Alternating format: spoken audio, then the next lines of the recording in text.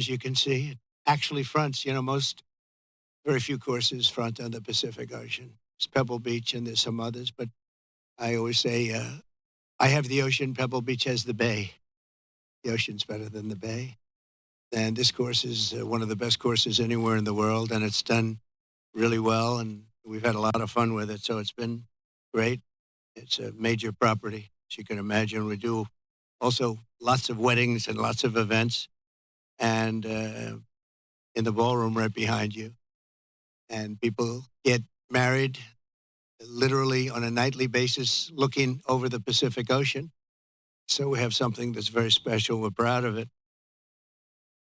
Well, thank you all for being here. Before we begin, I want to express my support for all of the families affected by the landslides in Rancho Palos Verdes. The slides are something can be taken care of. This area is very solid. But you go down a couple of miles down, you'll see something that's pretty amazing. The mountain is moving, and it can be stopped, but they need some help from the government, so I hope they get the help, and I'm sure John will have the help. And I want to thank the mayor for the great job he's doing. I tell that to the people, what a great job he's doing. I just met with the mayor and especially want to salute all of the public safety and emergency personnel who are working down the road, as well as the utility workers who are fighting to restore service to local residents. It's another thing when you live along the coast. Sometimes that happens. It's a little bit more difficult, but when they fix it, there's nothing like it. There really is nothing like it. I'm here today in California with a very simple message for the American people. We cannot allow Comrade Kamala Harris and the communist left to do to America what they did to California. The state of California is a mess with people leaving, and nothing's going to stop them. They're going to other states. Some are going to other countries. But what they've done, Gavin Newsom and Kamala, and I want to say Kamala more so, she destroyed San Francisco and she destroyed the state. When you look at the kind of destruction that's taken place, it's all man-made or woman-made destruction too. It's things that should have never happened, but we're not going to let that happen with 4 more years of her in the White House, because if you have what happened to this country as what they allowed to happen in California and San Francisco, one of the great cities of the world 15 years ago, and today it's not in a very good position, put it mildly, in this state, which is probably the best piece of real estate in the world. The state, you have the sunshine, you have the ocean, you have everything. You have the perfect weather, the best weather, and they've hurt it so badly, so badly. Decades ago, San Francisco was known as one of the most beautiful cities anywhere in the world. A friend of mine, a friend of a lot of the people here, Bob Tisch, used to say San Francisco is the best city in the United States, the best city there is. And he passed away a number of years ago, but he wouldn't believe it. He used to always talk about San Francisco as our greatest city. He owned Lowe's, good company, great company. And he would say it constantly, and now you see what's happened. And it can be brought back, just like our country can be brought back, because we're a nation in decline. The decline of this whole state is one of the sad chapters in what's gone on with the radical left lunatics that we have to put up with. As the San Francisco district attorney, Kamala was the godmother of sanctuary cities. She was right out there at the forefront. And also the movement of defunding the police. She was there right at the beginning. She boasted, quote, "We are a sanctuary city and we always will be." Well, they're sanctuary cities of crime. One of the people that Kamala gave sanctuary city to and put in as DA was Edwin Ramos, an illegal alien MS-13 gang member who savagely murdered a father and his 2 sons after mistaking them for members of a rival gang. She knew this, and she came to his defense. He had previously been arrested for robbing a pregnant woman and killing many, they say. Kamala refused to get him out of our country. and he went on to do very significant damage. She also gave sanctuary to illegal alien Ronnie Aguilera, who murdered a 14-year-old boy, nearly decapitating him with a sword. He enjoyed watching this take place with a sword by his hand. Kamala launched her tenure as DA with a San Francisco police group described as a, quote, fire sale for plea deals. They made plea deals. The only one they don't make a plea deal with is Trump. They go after their political opponent, especially when they haven't done anything wrong. You saw more charges were dropped yesterday in Atlanta, Georgia. It's all politically inspired. It's all against their political opponent. We won the case in the big case. They said the big case. I've completely won that case. The documents case in Florida.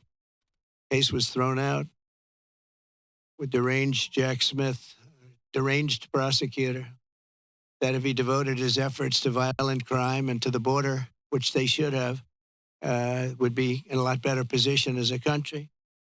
In one sweetheart deal, Kamala gave only 12 years to a monster known as David Taylor, who got high on crack and murdered a 65-year-old mother with a hammer and a pair of scissors.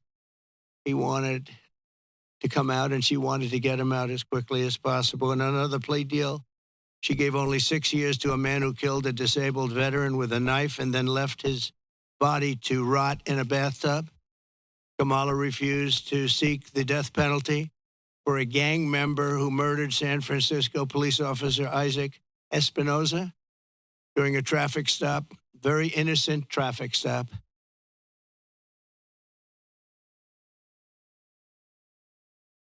To explain her decision, why would you do this? Why would you give such leniency to somebody that just killed his officer's son? They major the San Francisco Police Officers Association has refused her single race since she became district attorney. The police don't endorse her. She's got virtually no endorsements now, but I have almost every police group in the United States. We just got the endorsement of almost 400,000 police. You saw that. And just police group in the country. The endorsement just about every single police group in the United States. And unadulterated, they are so happy to endorse. After Kamala Harris and Gavin Newsom took charge of San Francisco homelessness, while Comrade Kamala Harris was Attorney General of this state, murders rose significantly. Car thefts went through the roof. Gun assaults rose at levels never seen before.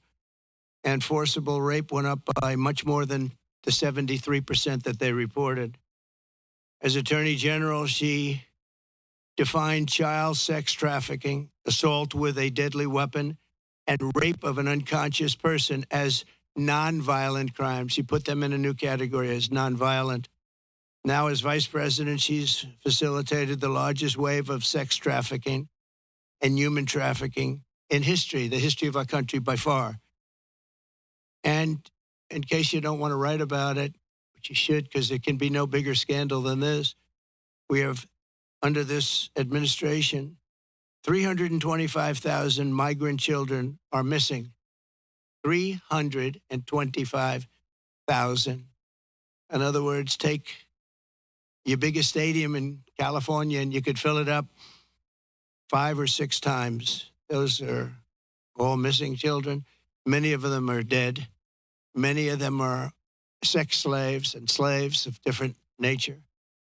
But her destruction of the law and order in California did not end there. In 2020, Kamala Harris proudly endorsed defund the police. We're going to defund the police. Anybody that was even in favor of defunding the police for 1 month, let alone her entire career, should never be president of the United States. She supported a plan to cut the LA Police Department by at least $150 million and ideally more. This is when your crime in LA was reaching very significant heights. Today, it's at the highest level it's ever been. Harris also endorsed the Marxist, Soros-backed prosecutor, George Gascon, to be district attorney of Los Angeles. And with Kamala's support, Gascon has unleashed hell upon the residents of Los Angeles, absolute hell. Kamala supported Gascon's decision to stop prosecuting criminals for trespassing, disturbing the peace, making criminal threats, loitering to commit prostitution, and resisting arrest. And these are some of the best areas in your state.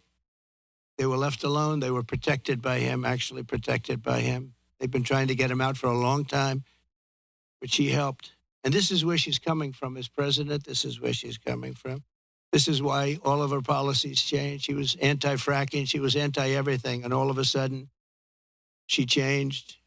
Even the first question she was given at the debate gave one of the dumbest answers. They were asking about pricing and would you be better off today or 4 years ago? Prices have gone up at numbers that nobody's ever seen before. And just the concept of being better off, she didn't give the answer. She talked about when she grew up, nobody knew what the hell she was talking about. And based on the polls, it didn't work because Rasmussen, as you probably saw, just came out and they just lifted me up by 6 points for president, which is one of the biggest increases they've ever had in one little short period of time of a couple of days, up 6 points. And I thought the debate was great. I thought I did very well, but I was fighting three people. I was fighting the crazy left radical lunatics at ABC, I think considered the worst broadcaster out there. George Slopadopoulos, that whole group, they're bad. And I lost a lot of respect for David Muir. He came at me with things, and we'll go over it in a second, but I was right about the crime stats going way up. The fact is the FBI didn't report them, and were able to keep the stats essentially flat. But the new numbers came in. I guess somebody in government likes me because the new numbers were just released, and you'll see the kind of numbers that we're talking about went not only up, but up at record levels like nobody's seen before when everything was included. And thanks to Kamala, since 2020, crime and drug overdose deaths here have skyrocketed by 40, 50, and 60%, and murder has reached an all-time high. We don't want this for our country. That's why I'm doing this. I don't like doing this other than I know you all have the nicest view you're going to ever have. But somebody's got to explain this to them. There's a radical left, Marxist, communist, fascist. As border czar, she then launched a colossal invasion of California's southern border. Just yesterday, the Wall Street Journal reported that a Venezuelan gang is expanding its deadly reach in the United States. First sentence of the story begins, U.S. law enforcement officials have watched with alarm the spread of a Venezuelan gang known for dismembering people, right? Dismembering people. From Chile to Colombia, they're all over the place. Now they're in our country. They're known as MS-13. They're considered the meanest, toughest gang in the world. In Long Island, not so long ago, two young 16-year-old girls were walking to school, and they carved them up with a knife. They killed both of them. They carved them up with a knife. They didn't want to shoot them. And we got them out. I got them out so fast, and we did a big number. And I wanted to thank ICE while I'm at it, because ICE has been unbelievable. Border Patrol has been unbelievable. And she wants to get rid of ICE. She wants to dismember ICE. She wants to take them out. And if you didn't have ICE, you'd have a problem in this country. ICE would go in. I remember in Long Island with us, they had a gang that was brutal, MS-13 gang. They came out of prisons from different places. And they formed, for whatever reason, Long Island seems to be a place. And I'll never forget the scene of ICE going into a rat's nest, they call them, when you have a lot of them together, rat's nest. And they walked into that nest, and you just saw arms and fists and feet. Everybody was flying. And 3 minutes later, he saw it. 3 minutes later, they walked out with these guys, dragging them out by their feet and throwing them into paddy wagons and bringing them into jails. And then we got them out of the country and moved them back to where they came from, which Obama was unable to do when he was president. Obama was unable to do because the countries wouldn't participate. They wouldn't allow them back. But I called those countries, 3 of them. Guatemala, take a look. Mexico, too, to a large extent. And I think probably the worst of all, we had 4 countries. Colombia was rough. We had 4 in South America. But the South America is no longer the problem. We have bigger problems elsewhere. Guatemala, a lot of problems in Guatemala. A lot of bad people coming out. We called, I said, let me speak to the president. I told him, you're not getting any more foreign aid. They got $750 million a year. I said, no more foreign aid. Why? Because you send people over in caravans and you won't take them back, and they're criminals, and we don't want them in this country. And you wouldn't take them back with Obama. They would put planes on the runways, big planes on the runways, so you couldn't land the planes loaded up with prisoners. And I said, that's okay. You can keep doing it. We're not paying you 10 cents. And they called me back 20 minutes later, one of them the next day, 3 countries. And they said we would be honored to take MS-13 back. We like them very much. We're wonderful people. And we got them out by the thousands and thousands. We got them out. And that I attribute to ICE and Border Patrol. They're incredible people. Not only is Comrade Howard, I mean, if you take a look at this, but not only is Comrade Kamala allowing illegal aliens to stampede across our border, but then it was announced about a year ago that they're actually flying them in. Nobody knew that. They were secretly flying in hundreds of thousands of people. Some of the worst murderers and terrorists you've ever seen. They were taking anybody that wanted to come in. And they're flying them in. So when they tell you about their borders a little bit better than it used to be, they only did that for election reasons. Not good, but it's a little bit better.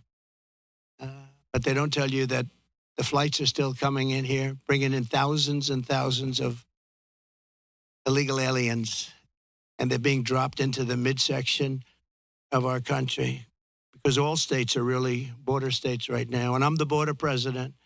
I solved it in 2016, probably got elected because of that in 2016. And really, there was nothing to do in 2020. I said to my people, I want to talk about the border, what a job I did. They said, sir, nobody cares you did it. It was good. We went from a terrible border to a great border very quickly. I did a great job. And then I come in and I look at what's happening now, and the only difference is that the border in 2016 was 1/20th what it is now. We have the worst border in the history of the world. There's never been a border like this. And I want to be the border president, and I hope you call me the border president because I'm going to show you what a border security job we can do, and we're going to do a job like never has been done before. There's never been a border like this. I believe the real number is 21 million people are here, and many are thugs, criminals. And remember this, if you go to South America and if you go to these countries that have taken their prisoners out of their jails to empty their jails and dumped them into the United States like we're a dumping ground, you're going to see their crime rates have gone down by 50, 60, 70, and 80%. If you look at Caracas, Venezuela, they took their criminals and drug dealers and rapists off the street and they dumped them into the United States of America. Dumping ground, they call it. We're a dumping ground for Venezuela because we have stupid people running our country. And you think Biden's bad? This one's going to be worse than Biden. Over the past 3.5 years, Kamala has resettled 500,000 illegal migrants from Haiti into American communities, including over 200,000 who Kamala has illegally flown into the United States by airplane when they couldn't get through the border because the border guards backed up.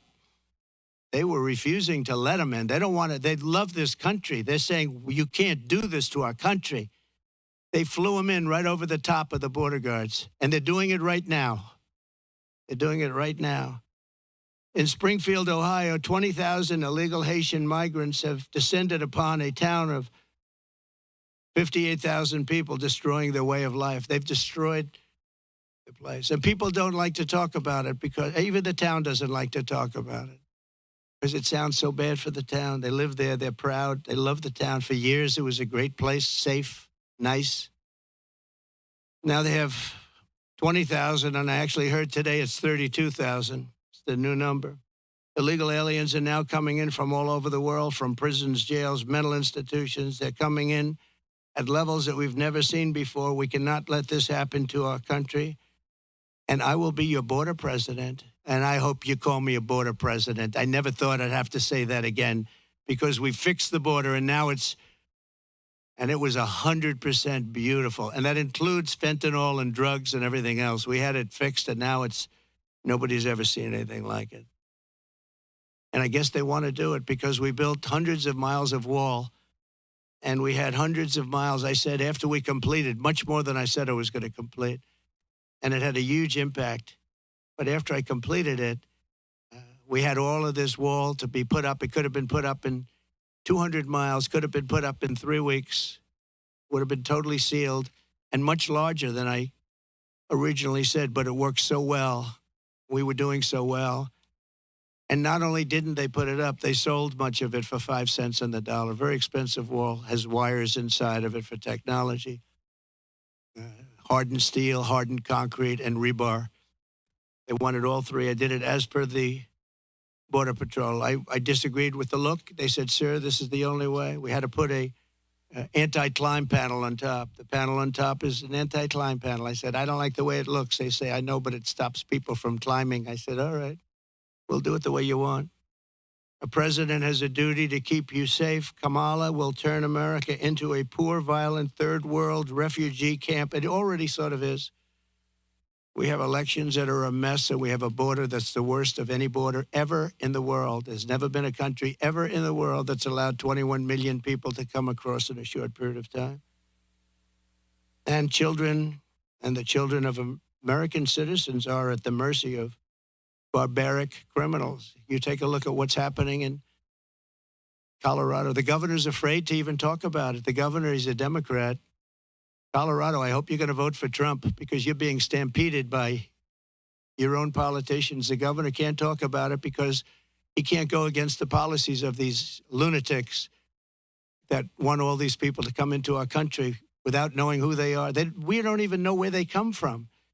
As of last week, I was told by Tom Homan, we had 168 countries represented over the last 12 months.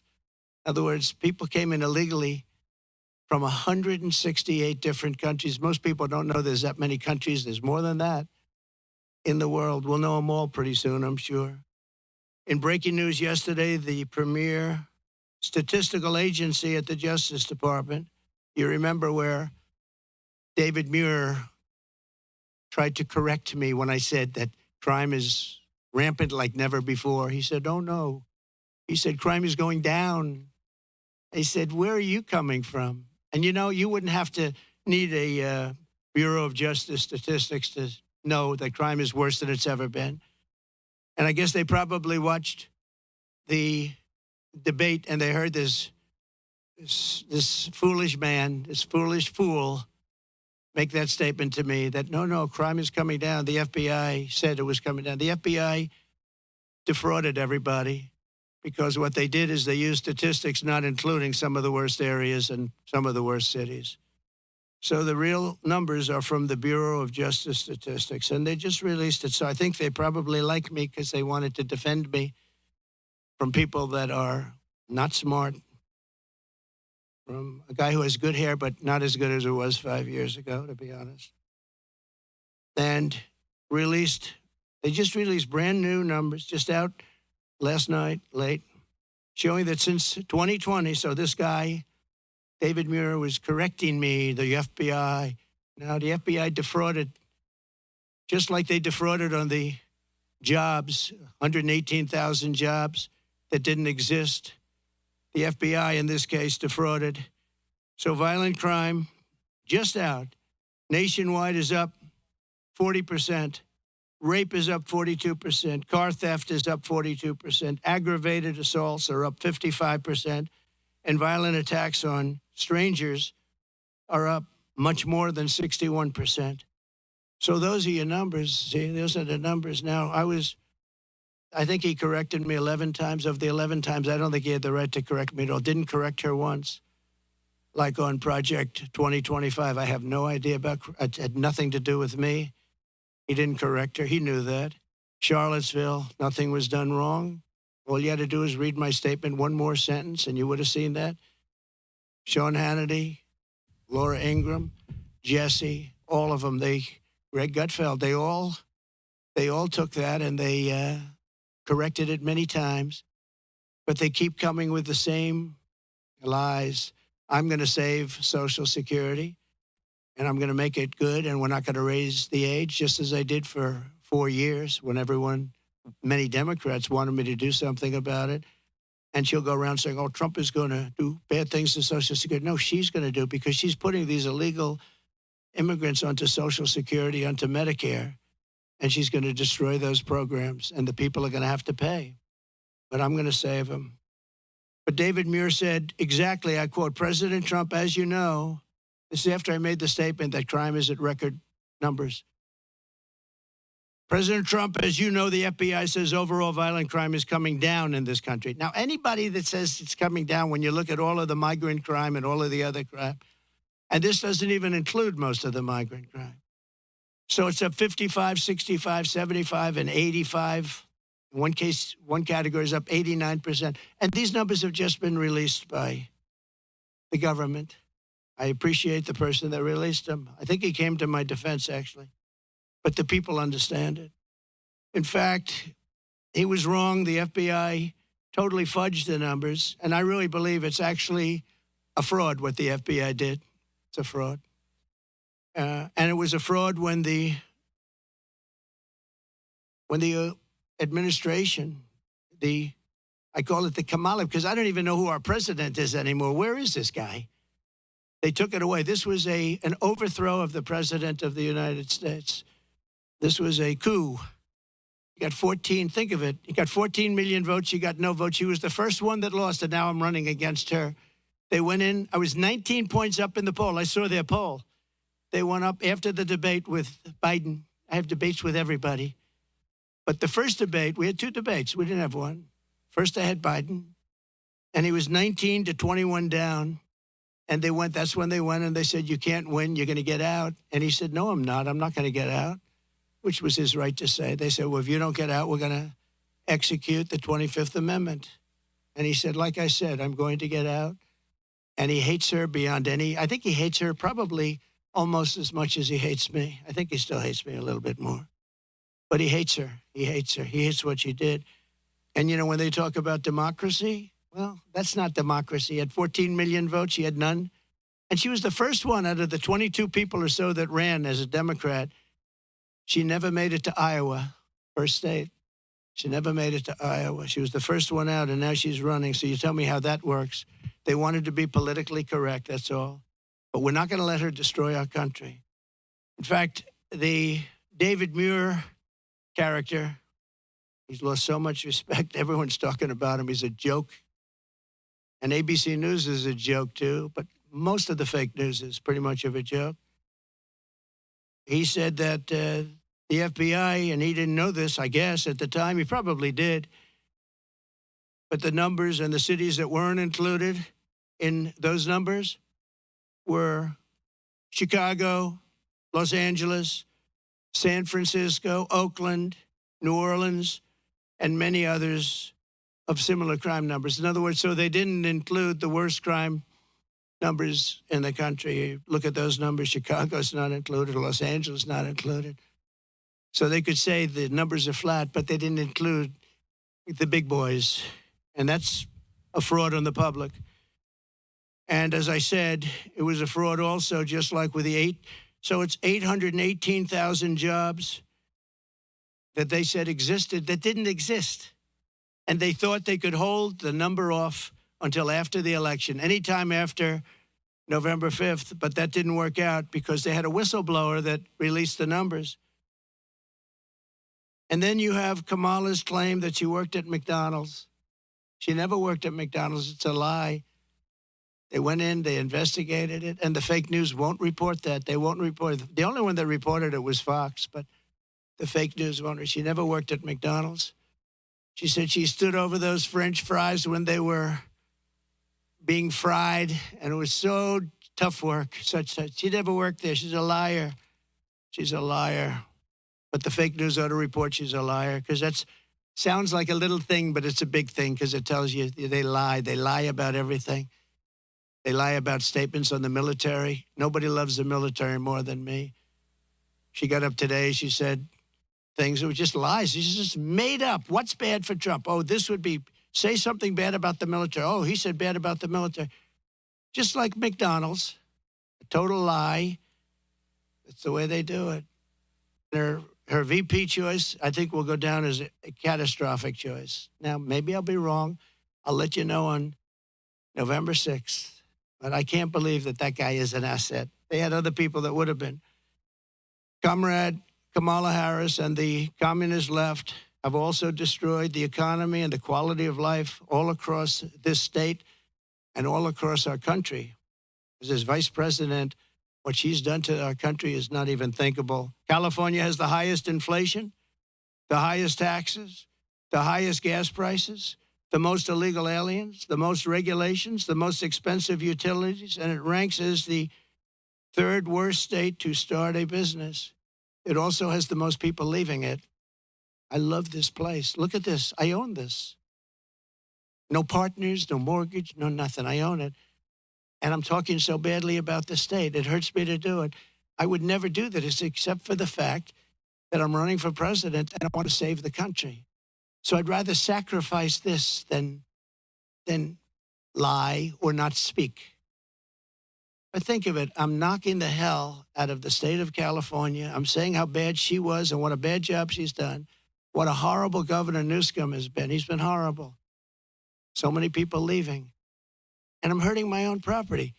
And that cost me lots of money. But it's okay, because this is unimportant compared to saving the United States of America. So I do it for that reason. But those are the numbers, what Kamala Harris's policies will do to America. The cost of living here is nearly 40% higher than the national average. And the cost of housing is 97% higher. And the national average is through the roof. And it all took place in the last 3.5 years because I had no inflation, essentially no inflation. And it stayed that way for 2 years. So it wasn't like, oh, gee, it was ready to pop. No, we had it done. We had it down to a science. We had no inflation, 1.4%, which is perfect. That's better than no. That's a perfect number. If you go to the economists, they said, because you want a little bit, but you don't want much. It's a perfect number. It was perfect. The country was perfect. We were drilling. We were taking it out. Now we're buying our oil from Venezuela. It's not even believed. It's interesting. They give him billions of dollars now, Maduro, the dictator. I call him the owner of Venezuela. They give him billions and billions of dollars, but then they foreclose on his plane. They take away an old junky plane. It's not a good plane. They take away an old junky plane. And I said, well, it's okay. He'll buy a much better one.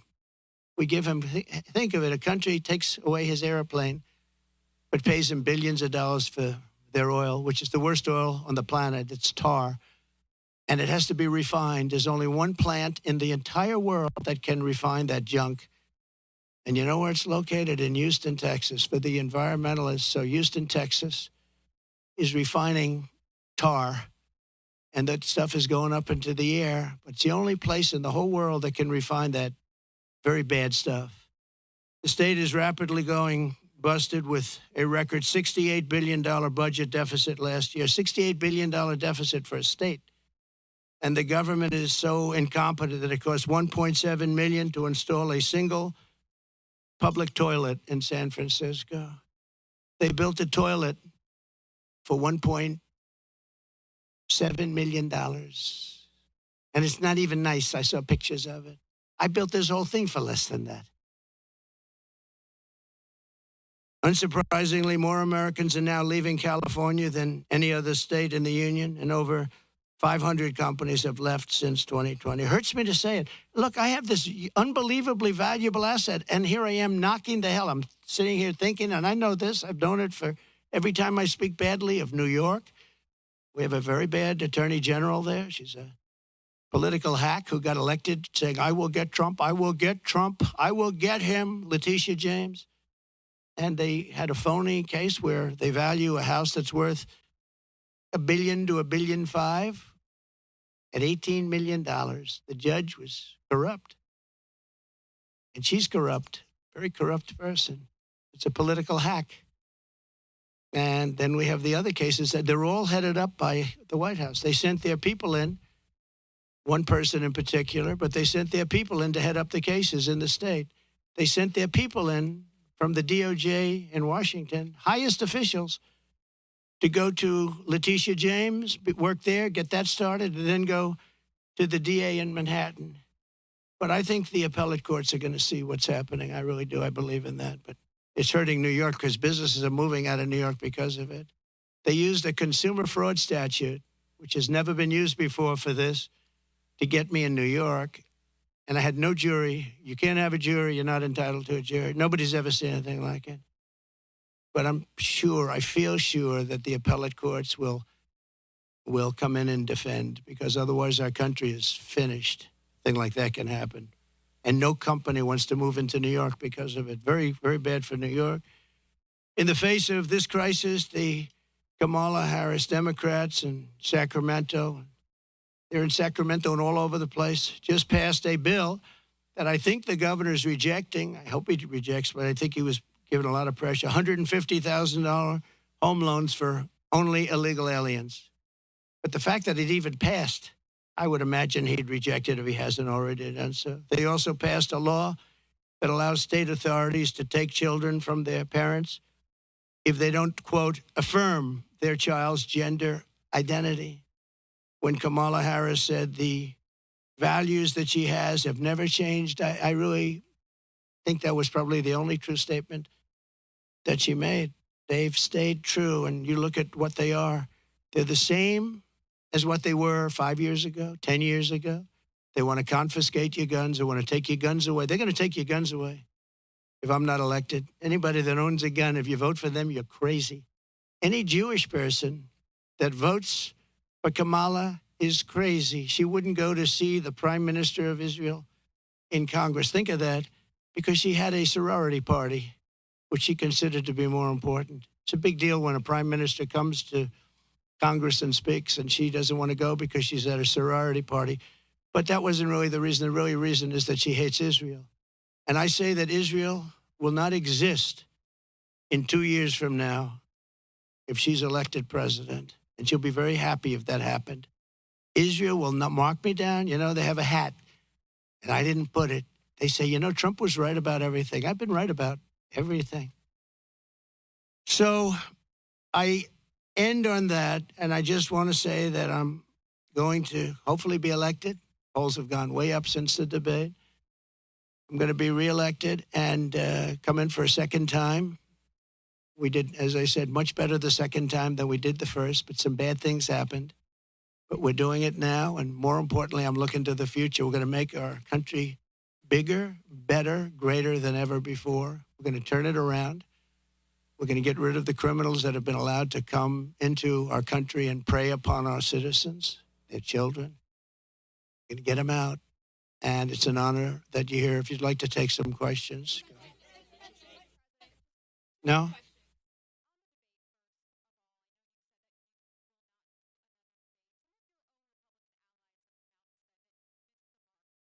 No, excuse me. Most of my Republican allies had said I was great in the debate. You're just like, you know, a lot of other people at Fox. Well, why don't you say 94% of the Republicans said I did phenomenally in the debate. Some said that I could have been tougher. I don't know how I could have been tougher when I said he's the worst president and she is the worst vice president in the history of our country. 94% of the Republicans, and the only one that wouldn't would maybe a Mitt Romney or somebody like that. But we've gotten great praise for the debate. And based on the polls, like Rasmussen being up 6 today, the first poll out, based on the polls, obviously, I did well in the debate. Also, based on the debate polls, where I sometimes had, in one case, 92% win. So, you know, look, you come from Fox. You shouldn't play the same game as everybody else. Go ahead. Go ahead.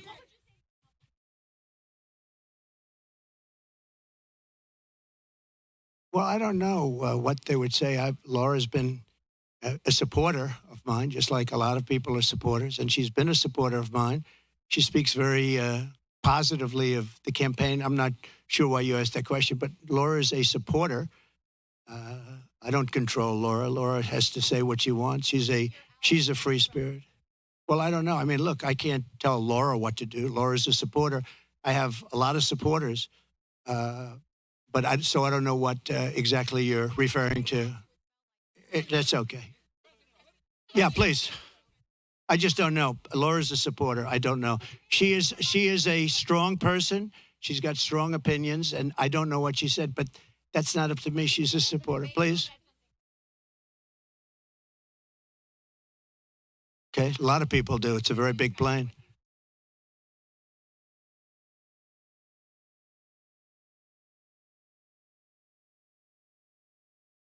Well, I have to see what the remarks are. You're telling me for the first time we're here discussing the destruction of San Francisco and California by a person that's running for president. So I don't even know what you're talking about.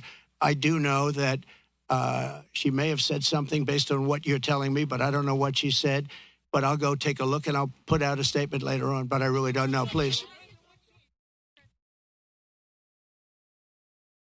Yes. Well, we could, and maybe we'll do that. Where are you from? That's good. Very good. They're doing a very good job. Yeah, that's very good. No, I will, maybe Springfield, maybe Aurora, maybe both. We'll go there. I can say this, we will do large deportations from Springfield, Ohio. Large deportations. We're going to get these people out. We're bringing them back to Venezuela. You know, he told Biden he's not accepting anybody back. They moved all their criminals. Not all of them, but the rest are moving in now. They emptied their jails in Venezuela, emptied their criminals, emptied the nests. They call them nests of bad people. They're all now in the United States, and they're now taking over cities. It's like an invasion from within. And we're going to have the largest deportation in the history of our country. And we're going to start with Springfield and Aurora. Okay?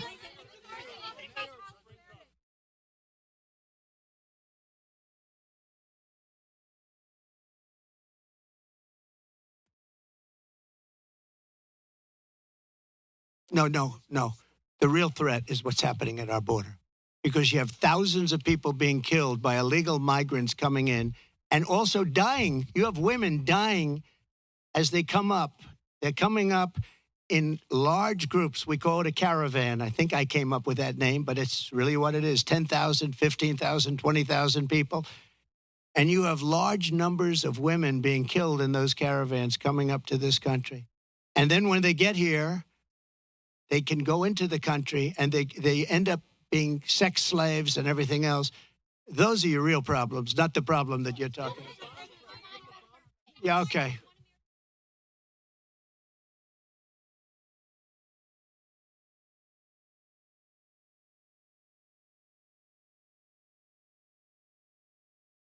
Well, you know, if you go to the people of California, they don't want to have sanctuary cities anymore. They're tired of sanctuary cities. Sanctuary cities are really blocks that protect bad people from deportation and other problems. And they're going to do it. And our federal government has tremendous power.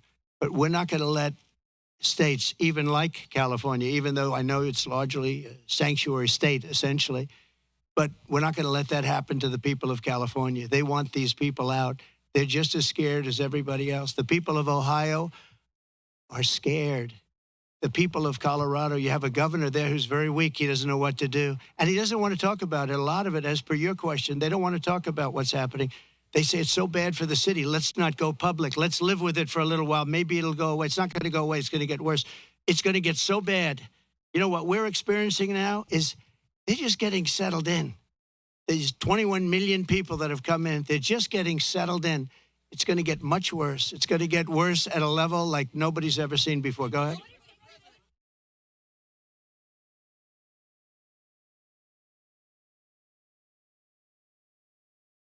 Yeah, that's right.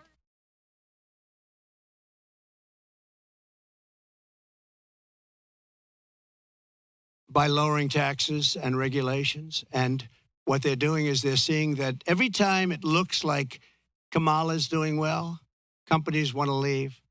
stock markets go down. The stock market, there's a great gentleman, Scott Bessent, who is one of the top Wall Street people. He said the market's only up because they all think that Trump is going to get elected. We had a great stock market. Even with COVID, we ended up handing over a market that was higher than previous to COVID or the China virus coming in. No, we are going to make sure that the taxes are going to stay where they are and or come down, ideally come down, both for the middle class and for corporations, because corporations put the people to work. We had the best numbers in the history of our country, by far, not even close. And there are companies leaving because they cannot stand what's happening right now to our country. And one of the reasons I'm doing this today is to let them know you're not going to have to leave because we're going to take care of the problem. They have a tremendous crime problem. Like if you're in Los Angeles, look at the crime numbers.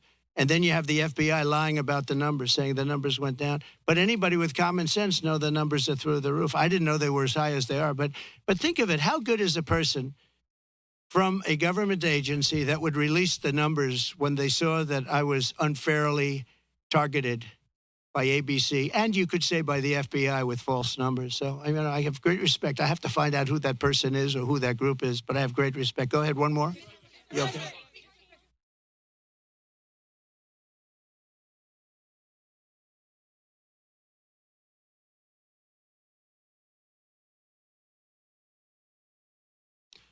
I'll be able to make phone calls and solve most of the problems.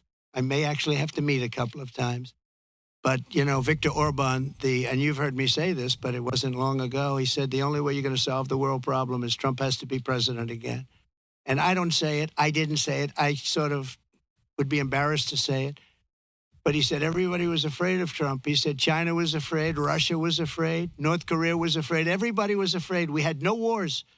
We defeated ISIS in 4 weeks, and they said it was going to take 5 years, right? The generals in Washington. I went there and met a great general and some great people, and I said, go to it. And he took them out in 4 weeks, 100% of the ISIS caliphate. I flew there. I flew to Iraq, to the field, and they took them out in a very short period of time, short order. We have a great military, but, you know, a great military needs a leader. If you don't have leaders, then you end up with Afghanistan, the worst withdrawal from a country in the history. Look, I've gotten to know great people. I went to Arlington at their request, and I stood, and I was with them for hours, and I stood with them. They did a ceremony, and then they asked me if I'd go down to the graves of their children. They called them their children, that they always will be their children. And there were tears all over, as there should be. And they said, sir, could you take pictures with me by the grave of my son, in one case, a daughter? And I said, I'd love to. And I took pictures with them for a while, and then I left, and that was it. And I got home, and I got a call from the people in the campaign. Sir, the Biden people are saying that you did this for publicity. If people knew how hard it was to get there, because I was coming from a location that was very far away, and yet they were having the ceremony, and I really felt, you know, I had them up to Bedminster, most of the family members, and I got to know them. They're great people. Their sons and daughter, just as though Kamala shot them with a pistol in her hand or his hand, they were killed by Biden and Kamala. They were killed. They should have never left from that airfield. They should have left for Bagram. We should have never given up Bagram. Bagram now is controlled by China. The reason we shouldn't have given it up was not because of Afghanistan. The reason we shouldn't have given it up, 1 hour away from where China makes its nuclear weapons, and I wasn't giving it up. We were getting out quickly and effectively. I'm the one that got the numbers down to less than 5,000 soldiers. But I would have never left unless they fulfill their obligations under an agreement. I had a wonderful agreement, but the agreement said you have to do this, this, this. They didn't do 3 of the first 5 things, so therefore they would have done it. Abdul was the leader, and he wouldn't have done it, and he would have never done that to us. And just in finishing up with that, and I appreciate the question, actually, but in finishing up with that, for 18 months, spoke to Abdul over the phone. For 18 months, not one American soldier was shot or killed. Not one American soldier was even shot at. Abdul understood. Don't do it. I said, don't do it, Abdul. Don't do it. And for 18 months, not one soldier was even shot at. And that's the way it's supposed to be, right? And then they had that horrible situation with the 13 dead, leaving billions of dollars of equipment behind, and leaving a lot of Americans behind, a lot of Americans. And you know what else? Leaving a lot of soldiers badly wounded. Nobody ever talks about them, but I do.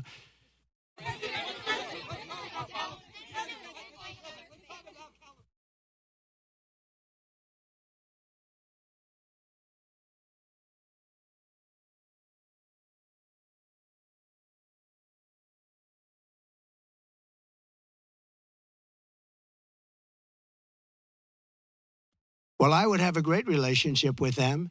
And what you have to do is start all over again. You cannot have these policies of high taxation. You can't have these policies of politics where you go after your politicians. You have to have an honest voting system because, you know, you don't have an honest voting system. They send out millions and millions of ballots. They go all over the place. Some people get 2, 3, 4, 5.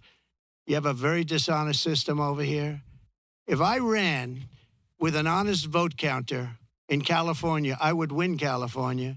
But the votes are not counted honestly. It's a very dishonest system that you have in California. And I'd make it business friendly. Right now, it's business unfriendly. Look, Elon Musk is a friend of mine. He endorsed me very powerfully. He endorses me every time he speaks. He really wants to see us win because he knows we can do a great job and turn it around. He left California. I said to him, Elon, did anybody ever call you? It's a big company. He moved to Texas. A lot of people moving to Texas. Great state. Excellent governor and excellent lieutenant governor. Great people. They love entrepreneurs. They love the people that live there. They want to keep their taxes low. Taxes are way too high here. But I said to Elon, so you have a big company and you're moving it to Texas from California. Did anybody call you, like the governor, to try and get you to stay? No. Did anybody see you, write a letter, do anything to try and keep you to stay? You have thousands of jobs. He said, nobody ever called. There'd be so many things you could do. This would be the easiest place to turn around if they knew what to do. Look at it. I mean, look at the weather. We're standing out here on the Pacific Ocean in the most beautiful weather. A lot of states don't have weather like this. They don't have Pacific Oceans. So it's many things you could do, but you start with lowering taxes and making it friendly. But think of it, Elon Musk, a great guy, brilliant guy, big company, lots of jobs, leaving. Nobody even calls him to try and get him to stay. I would have been on him. I would have said, let's have lunch, let's have dinner, and then let's have breakfast the following morning, right? I would have tried to talk him out of it. Yeah, go ahead, please.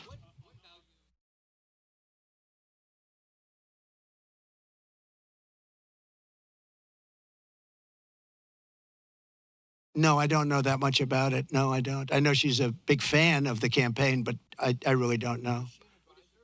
I would say that, well, she brings a spirit to us that a lot of people have. We have very spirited people. And in all fairness to her, she hates seeing what's happened to the country, I guess. I mean, she hates seeing what's happened to the country. So do I. It's very sad. It's very sad when I have to stand out here on my property and say how bad California is. Did you have another one?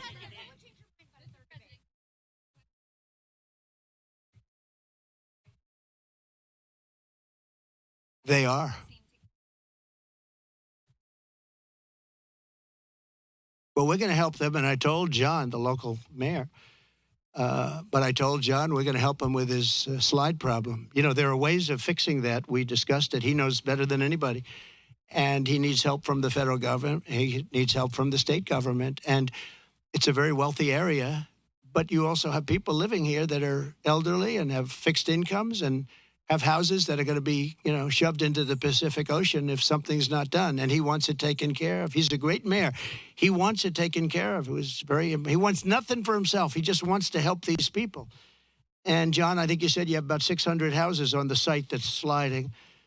And he'd like to be able to save those houses for people, that some of which will never be able to have a house again. You know, it's pretty sad.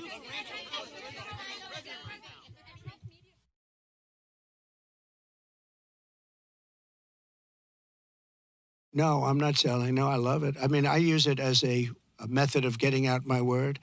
You know, when it opened, it went way high, but then the SEC gave us nothing but problems. We had to go through a long long process with the SEC.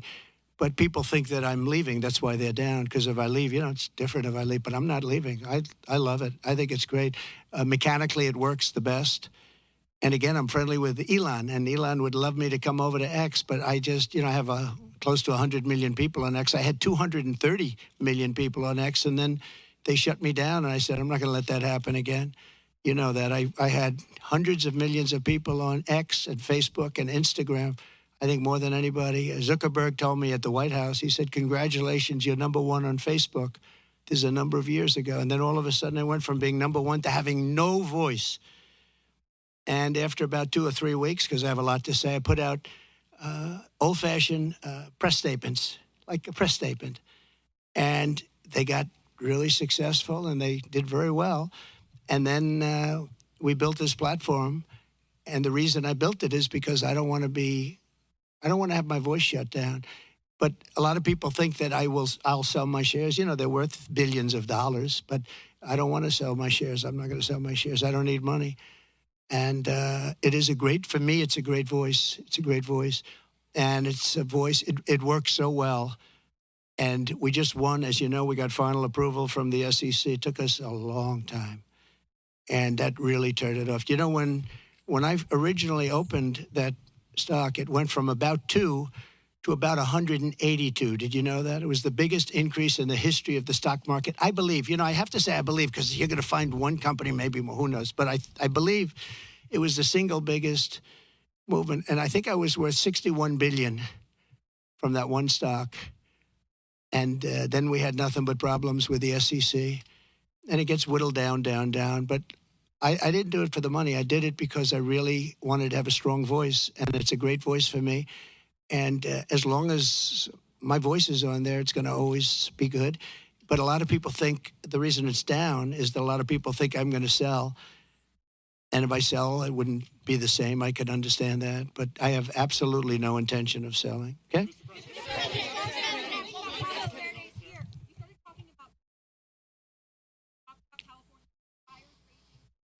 I agree. I agree. What will you help people in this state whose homes are being damaged again and again, or are falling off of these cliffs right behind us, or burned down, or for the people across the country whose homes are jeopardized by natural disasters? This is my favorite question of the day. You're asking me what would I do let's talk California first. Is that okay? Do you mind?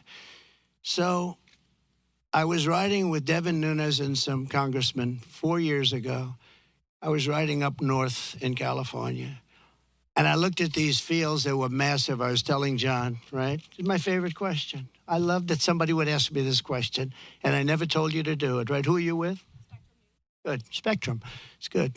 New, hot, right? It's hot. It's doing well, but that's because you ask good questions. So what happened, I'm saying why I look at this field, and it's massive, and in the middle of the field is a little spot of the most green, plush land you've ever seen. I said, and then I'd see another one, these little plots, like 1 and 2 acres, and you'd have 1,000 acres that's barren and dead and dark. And I said, what's the problem here? What is that green acreage? The soil is unbelievably fertile, but they have no water.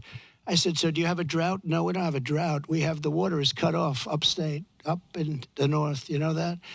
And the water, in order to protect a certain little tiny fish called a smelt, they send millions and millions of gallons of water out to the Pacific Ocean, way up north. Never even gets close to here.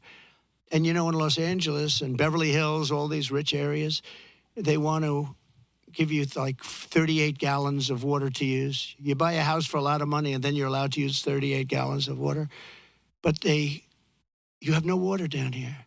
And the reason you have no water, you have the canals.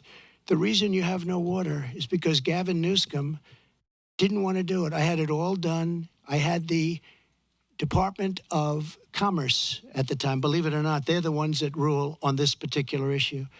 So you have millions of gallons of water pouring down from the north with the snow caps in Canada and all pouring down. And they have essentially a very large faucet.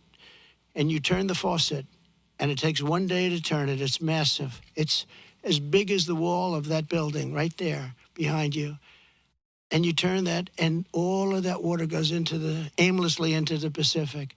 And if they turned it back, all of that water would come right down here and right into Los Angeles. They wouldn't have to have people not use more than 30 gallons and 32 gallons. They want to do that, they're trying to do that.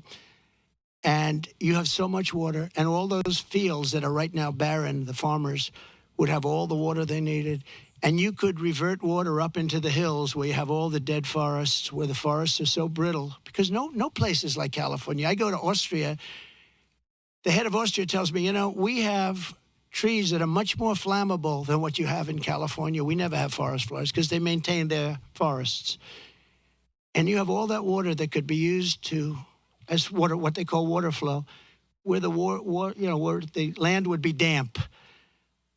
And you'd stop many of these horrible fires that are costing billions and billions of dollars by the federal government, et cetera. So one thing I'm going to do for California, vote for me, California. I'm going to give you safety. I'm going to give you a great border. And I'm going to give you more water than almost anybody has. And the farmers up north are going to be able to use 100% of their land, not 1% of their land. And the water is going to come all the way down to Los Angeles. And you're going to have more water than you ever saw. And the smelt is not making it anyway. In fact, they make and grow smelt because it dies all the way up and down the line, and they put stuff that was artificially made. You know that. So you're going to have water in California at a level that you've never seen before. The farmers are going to do great. Those fields are going to be all green instead of 1% green. And maybe even more important, you're not going to have illegal immigrants pouring into your country and killing your family. You're not going to have the problems that you have right now. We're going to lower your taxes. We're going to bring the car industry back because your car industry is gone. We're bringing it back to Detroit at levels that you'll never see again. We'll bring it back to better than it was 30 years ago. But with this group, everything is dead. The automobile industry is dead. The water coming here is dead. And Gavin Newsom is going to sign those papers. And if he doesn't sign those papers, we won't give him money to put out all his fires. And if we don't give him the money to put out his fires, he's got problems. He's a lousy governor. And he treated me very nicely, and I treated him very nicely when I was president. But he's done a lousy job. But there's a case. I said, Gavin, will you sign? It took him like a month and a half or 2 months, and then he decided for political reasons. And then we got hit with COVID, and we had to solve another problem. But you're going to have so much money, Mr. Mayor. You're going to have so much money from economic activity and growth.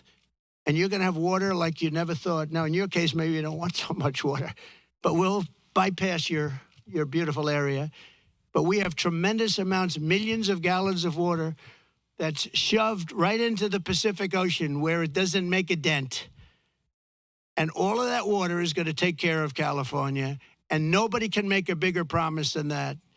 You're not going to have to do desalination plants, which a lot of people want to do. Very expensive to do, but it's better than the alternative of no water.